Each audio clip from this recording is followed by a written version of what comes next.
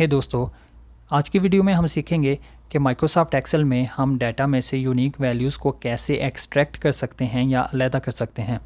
अभी देखें, हमारे पास यहाँ पे एक लिस्ट दी हुई है ईयर्स की या साल की 2010 से लेके 2020 तक। अब इस लिस्ट में कुछ जो साल हैं वो एक से ज़्यादा दफ़ा रिपीट हो रहे हैं। अगर हम यहाँ पे एग्जांपल लें 2010 की, देखें 2010 यहाँ पे पहली दफ़ा आ रहा है, फिर दूसरी दफ़ा यहाँ पे, फिर तीसरी दफ़ा यहाँ पे। अब इसी तरह कुछ और साल भी इस लिस्ट में एक से ज़्यादा दफ़ा रिपीट हो रहे हैं। अभी हमने इस लिस्ट में से या इस डाटा में से यूनिक वैल्यूज़ को अलहदा करना है। वो हम कैसे करेंगे? मोस्टली लोग जो है वो कंडीशनल फॉर्मेटिंग यूज़ करते हैं यूनिक वैल्यूज़ या डुप्लीकेट वैल्यूज़ को फाइंड करने के लिए, लेकिन सिर्फ फाइंड करने के लिए, क्योंकि कंडीशनल फॉर्मेटिंग से हम यूनिक वैल्यूज़ या डुप्लीकेट वैल्यूज़ को फाइंड तो कर सकते हैं, ढूंढ तो सकते हैं, लेकिन अलहदा नहीं कर सकते।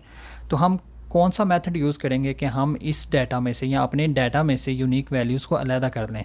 इसके लिए हम तीन तरीके या तीन मेथड यूज़ कर सकते हैं, और वो तीनों मेथड हम इस वीडियो में डिस्कस करेंगे।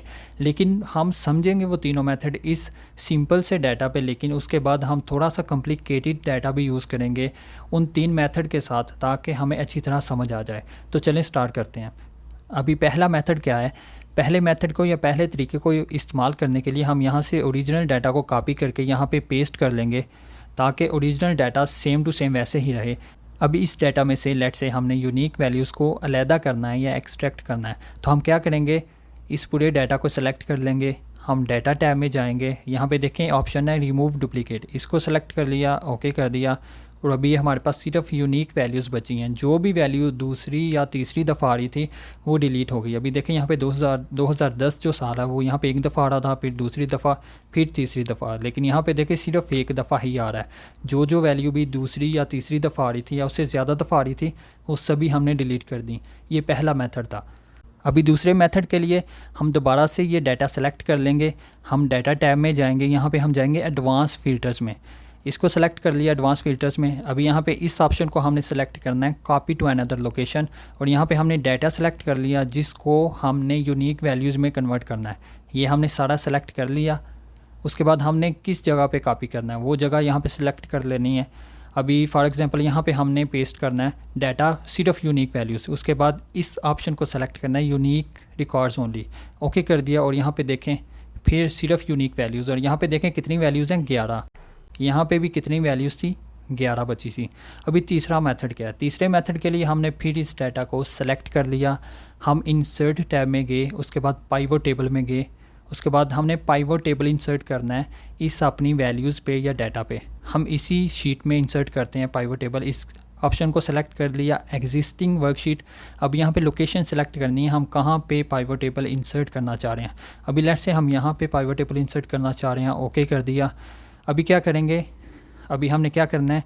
अपने डाटा को जिसकी हमने सिर्फ यूनिक वैल्यूज़ फाइंड आउट करनी है उसको यहाँ से उठा के रोज़ वाले टैब में ड्रॉप कर दिया, और ये देखें सिर्फ यूनिक वैल्यूज़ ही बची। ये 2010 जो दूसरी तीसरी दफ़ा आ रहा था वो अब नहीं है, सिर्फ यूनिक वैल्यूज़ हैं, और ये भी सिर्फ 11 वैल्यूज़ हैं 2010 से लेके 2020 तक। और ये सिंपल है, हमें पता है कि 2010 से लेके 2020 तक 11 वैल्यूज़ ही होती हैं।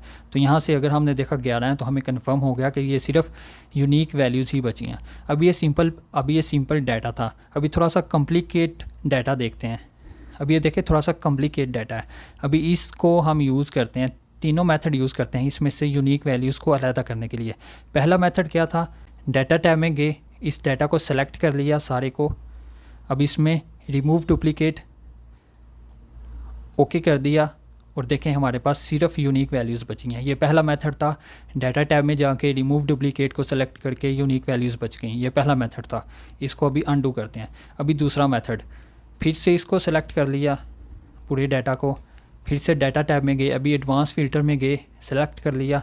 अभी copy to another location, data जिसमें से यूनिक वैल्यूज़ बचनी है उसको सेलेक्ट कर लिया इस पूरे डाटा को। उसके बाद यूनिक रिकॉर्ड्स ओनली, इसको क्लिक कर दिया। किस जगह पे हमने यूनिक वैल्यूज़ पेस्ट करनी है? लेट से इस जगह पे, ओके कर दिया। और ये देखें सिर्फ यूनिक वैल्यूज़ ही बची हमारे पास। अब इसको फिर से अनडू करते हैं और तीसरा मेथड यूज़ करते हैं। कंट्रोल Z प्रेस किया। तीसरे मेथड के लिए क्या करेंगे? फिर इस डाटा को सेलेक्ट करेंगे, इंसर्ट टैब में जाएंगे, पाइवट टेबल में जाएंगे और पाइवट टेबल लेट से हम यहीं पे कहीं पे इंसर्ट कर सकते हैं, नहीं तो लेट से नई वैल्यू नई शीट में इंसर्ट करते हैं। ओके, अब यहाँ पे पाइवट टेबल इंसर्ट कर दिया।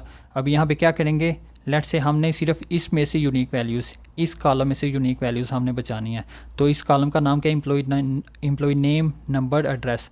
तो हम इसमें से एम्प्लॉय नेम नंबर एड्रेस इसको उठा के रोज़ वाले फील्ड में डालेंगे और ये देखें सिर्फ यूनिक वैल्यूज़ ही बची हैं।